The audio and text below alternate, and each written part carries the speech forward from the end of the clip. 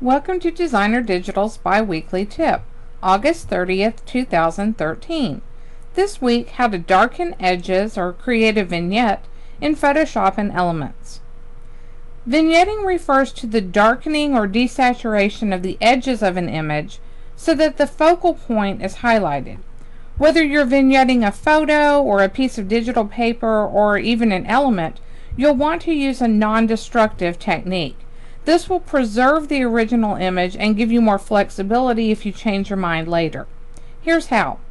Open a photo or digital paper or element or other image in Photoshop or Elements. Create a layer that allows you to manipulate the lighting without altering the photo by selecting Layer, New, Layer, or you can also use the shortcut Shift-Control-N. On a Mac system, that'll be Shift-Command-N on your keyboard. This activates the New Layer dialog box. You can give the new layer a name if you wish, and then choose for the color None. Under Mode, select Overlay.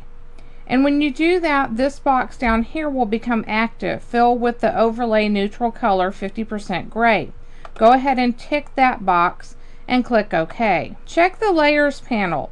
You'll see that a gray layer has populated above your image layer. You'll want to select the gray layer. Next, get the Burn tool. Get a soft round brush from the options bar. This will either be at the top of your screen or the bottom of your screen depending on your software. And then scrub around the outside edges of your photo to darken them.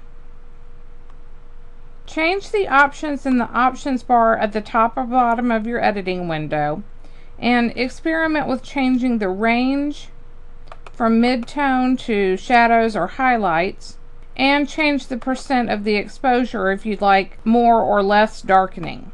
This will help you get the effect that you really want. For a more subtle look, you can select the gray layer and then reduce the opacity of that layer by moving the opacity slider at the top of the Layers panel. I'm just clicking and dragging to the left on the word opacity to reduce the opacity. You'll see some of the details of the original image come back that way.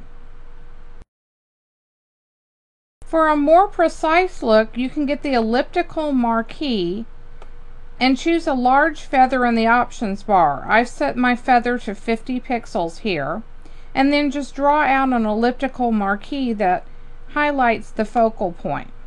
Press Ctrl-Shift-I, or on a Mac system, Command-Shift-I on your keyboard to select the inverse. And then fill the selection with black using the Paint Bucket tool and selecting black as the foreground color.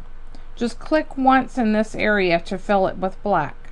Press Ctrl-D, or on a Mac system, Command-D, to remove the selection, and then remember that you can reduce the opacity of this layer by using the opacity slider.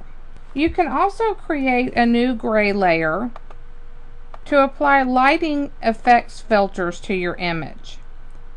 I'm going to turn off the two that I've done and just work on this top gray layer. You'll find them under Filter, Render, Lighting Effects. Try directional, spotlight, or omni light types on different layers to get the look that you want. The great thing about using this technique is that you can delete or hide the gray layer if you want to see or use the image without the effect. I'm just going to hide all of them by turning off the image visibility icons here. And if you really dislike one of them, you can just delete them. You can also drag the gray layer to another image to use it again. So if you've taken the time to create a precise vignette like we did on the top layer, you can use that again on another image.